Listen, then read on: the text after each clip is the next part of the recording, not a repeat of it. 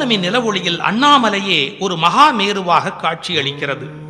43 முக்கோணங்களிலும் அம்மை நடுவிலே மையப்புள்ளியில் ஸ்ரீசக்கரத்தில் வீற்றிருக்கிறாள்.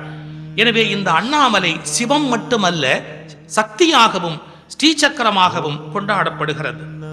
திருமாலும் பிரம்மனும் யார் முதல் என்று தங்களுக்குள் வாதிட்டதாகவும், இந்த சிவபெருமானை கண்டறிந்து அதை தீர்க்க முயற்சி செய்ததாகவும், அடிமுடி காண வேண்டும் என்ற எண்ணத்தில் இருவரும் சுற்றி வந்து இறுதியில் காண முடியாமல் தோற்றதாகவும் ஒரு வரலாறு உண்டு. மாலரியான் நான்முகனும் காணா மலை என்று பேசப்படுவது திருவண்ணாமலை.